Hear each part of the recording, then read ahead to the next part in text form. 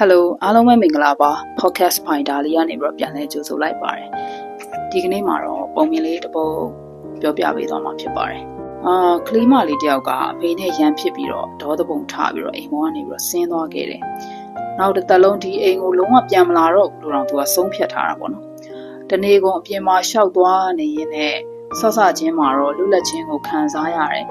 နောက်ပြီးတော့ဓမင်းစားမဲ့အချိန်ရောက်လာတော့ဘိုက်ထဲမှာခွီးဆိုပြီးတော့ဘိုက်စားတဲ့အတန်အော်မြည်လာခဲ့တယ်အပွေးတစ်ထဲကိုတစ်ခုနဲ့အိမ်ပေါ်ကနေပြီးတော့ဆင်းလာတာဆိုတော့ပတ်စံနဲ့ထဲဖို့မိလာခဲ့တယ်အိမ်ပြန်ပြီးတော့စားဖို့ကြတော့လေအောက်ကြမခံခြင်းမြန်ဘူးပေါ့နော်မိုးကလည်းချုပ်ပေါ့လမ်းဘေးမှာဖွင့်ထားတဲ့စီချက်ခောက်ဆဲဆိုင်နာရောက်လာတယ်ကြက်သွန်ပြူနဲ့မှုေးပြီးတော့အနှံ့ကလည်းအယောင်စားခြင်းစရာကောင်းတဲ့အနှံ့တစ်ခုဖြစ်နေတယ်စီချက်ခောက်ဆွဲတွေကကြက်သားညံ့လေးကလည်းသူ့စိတ်ကိုမစားကြအောင်လို့နှိုးဆွနေတယ်လို့မျိုးပေါ့ဒါပေမဲ့ပတ်စံမရှိတော့တရွေးတွေပဲမျိုးချပြီးတော့နေရတာပေါ့အဲ့ဒီလိုတွေးနေတော့မှရှိသေးတယ်ဆိုင်ရှင်ဦးလေးကြီးကရုတ်တရက်မေးလိုက်တယ်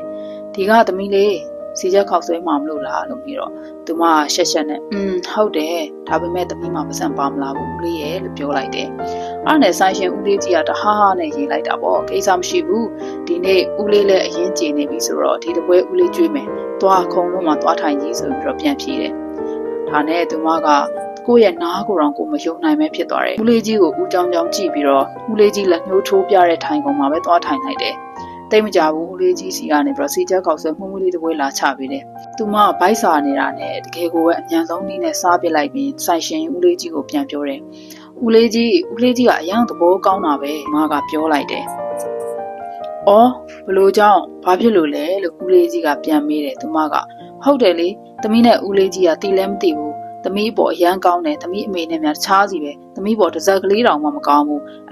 ဆိုင်ရှင်ဦးလေးကြီးကတဟားနဲ့ထပ်ရေးလိုက်တယ်။နောက်ပြီးတော့ဒီမှာသမီးခုနကဦးသမီးကိုခောက်ဆွဲတဲ့ပကံပဲကျွေးဘူးတာနော်။သမီးမေကသမီးကို220စာလောက်ထမင်းချက်ပြီးကျွေးလာတာတစ်စက်ကလေးမှမကောင်းဘူးကျေးဇူးမတင်သင့်ဘူးပေါ့ဟုတ်သလားလို့ဦးလေးကြီးကဆိုတယ်။ဦးလေးကြီးစကားဆုံးတာနဲ့တပြိုင်နက်သူမအိယာကနိုးလာတဲ့လူတစ်ယောက်လိုတတိယသွားခဲ့တယ်။အိန္ဒြေမစဲနိုင်ပဲမျက်ရည်လေးပိုးပေါက်ကျလာခဲ့တယ်။စားလက်စခောက်ဆွဲတဝက်ကိုပဲစားကအိမ်ကိုညံပြေးသွားခြင်းစိတ်တွေပေါက်မိတယ်။အဲ့ဒါနဲ့စားလက်စခောက်ဆွဲကိုထားခဲ့ပြီးတော့အမေရှိတဲ့အိမ်ကိုပြေးပြီးတော့သွားလိုက်တယ်။လမ်းသေးသေးလေးရဲ့ဓမီတိုင်းမိန်လေးအောက်ကအမေကိုသူမခဝဝေးကနေလှမ်းမြင်နေရတယ်။မိကစိတ်ပူပြီးဘေးပင်ညာလိုက်ကြည့်ကသူ့ကိုရှာနေတာဘယ်ချိန်ကလေးကလေးတောင်မသိဘူး။အော်အမေရဲ့ဆိုပြီးတော့စိတ်ထဲမှာတွေးမိတယ်။သူမနှလုံးသားတစားစီရေးပျော်သွားခဲ့တယ်။အမေကိုတောင်းပန်ပါတယ်အခွန်1000ပြောတော့ငါအပြစ်ကကြေးပါမလား။အမေနားရောက်သွားတော့တောင်းပန်စကားမစရသေးဘူးအမေကဟာဒီကောင်မလေးတနေ့ကုန်ဘယ်တွေရှောက်သွားနေတာလဲငါမှစိတ်ပူလို့သေတော့မယ်လာမြင်အိမ်နဲ့အမြန်ဝင်လက်ဆေးပြီးတမင်းတူစားမယ်စာနေလောက်ရောပုံငါသမီးလေးရဲ့လို့ပြောတယ်ဒီညအပြန်လမ်းမှာဒီကဘာလုံးမှာအပျော်ဆုံးကသူမဖြစ်ပါလိမ့်မယ်အသက်20ကျော်မှမိခင်မြတ်တာဆိုတာဘာလဲဆိုတာကိုသူမသိခွင့်ရခဲ့တယ်။လေတိုင်းကိုစောင့်ရှောက်နေတဲ့သူကိုစိတ်ထဲမှာဘာမှမဟုတ်ဘူးလို့ထင်တယ်။ဒါပေမဲ့သစိမ်းသူကကို့အပေါ်မှာဒီလိုလေးခဏကောင်းပြီးတော့ဆက်ဆံပြလိုက်တာနဲ့အဲ့ဒီလူကအရန်ကောင်းတယ်လို့လူတွေကထင်ကြတယ်။ကိုမိဘကိုမိန်းမကိုယောက်ျားကိုအတွက်အမြဲတမ်းအချိန်ပြည့်ပေးဆက်နေတာကိုက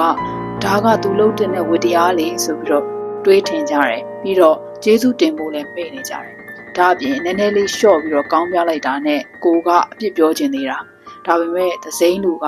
ကိုမိဘကိုယောက်ျားရဲ့ဆယ်ပုံတပုံလေးကောင်းပြလိုက်တာနဲ့ကိုမှဝမ်းသာလို့မစုံကျေးဇူးတင်လို့မစုံတော့ဘူးအဲ့ဒါလကကောင်းတယ်နေကကောင်းတယ်အဲ့လောက်မဟုတ်ဘူးဆိုတဲ့အတိတ်ပဲနဲ့ဘာထူးသေးလဲ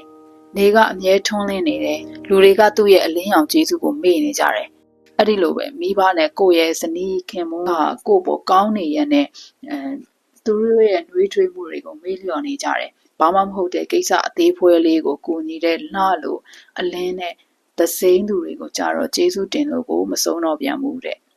နေကထွန်းလင်းပေးနေတာအပေါ်မို့လို့လားတဲ့ဒီစာပိုက်ကလေးကိုဖြည့်တဲ့သူကို credit ပေးပါတယ်တကယ်ကိုကြိုက်လို့ပြန်ပြီးတော့ podcast အဖြစ်နဲ့ပြောင်းပြီးတော့ပြောပြခြင်းတာဖြစ်ပါတယ်ကျေးဇူးတင်ပါတယ် podcast ပိုင်းဒါလေးပါ